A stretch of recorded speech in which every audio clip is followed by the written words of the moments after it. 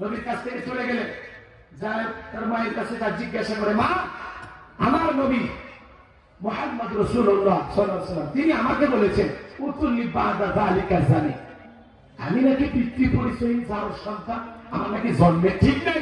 ওলিদ বিন মুগীরার মায়ের নাম ছিল ঝর্ণা, বয়স অনেক হয়ে গেছে।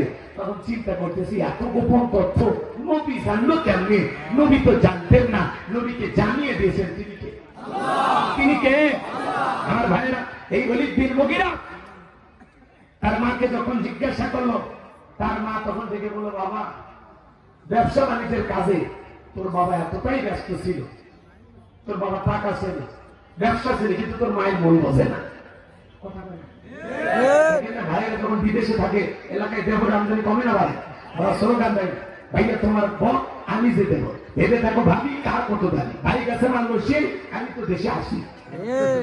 কথা বলে কথা বলে মা বোনদের আওয়াজ শুনতেছেন, দুইটা পুরুষ হয়ে 2 কিলোমিটার দূরে থাকবেন, একটা দেব আর একটা দুলে ভাই।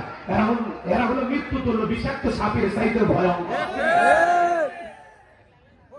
সুযোগ পাইলে ঘরে ভিতরে ঢুকে বলে, ভাবি আপনার চেহারার দিকে তাকাইলে গো মনে হয় না যে আপনার বিয়ে হয়েছে।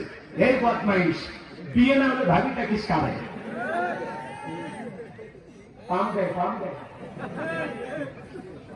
ভাবি তখন ফুইলে একেবারে সেই রকম ভয়, এই কথা তুই বললি, তোর ভাই তো কিচ্ছু বলে না। আর ভাই কি সেই চোখ আসলে কথা কয় না?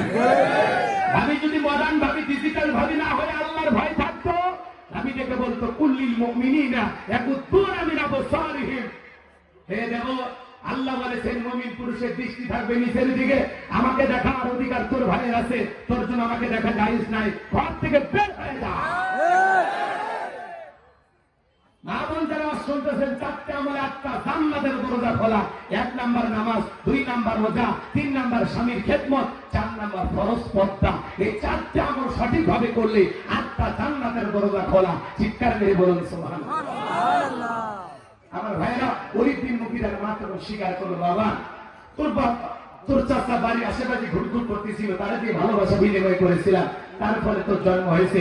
নবী যে তথ্য দিয়েছে 100% সত্য। তোর জন্ম তোর বাপ দেয়নি, তোর চাচাই দিয়েছে। কথা কয় পৃথিবীর 228টা রাষ্ট্র নিয়ে গবেষণা হলো। ফ্রান্সের মানুষেরা কেন নবীকে গালি দেন? রিপোর্টে বের হয়েছিল, ফ্রান্সের মহিলারা বিয়ের আগেই বাচ্চা জন্ম দেয়। বিয়ের আগেই যদি কারো সন্তান হয়, বলতে না বলবে হালাল জাদা নাকি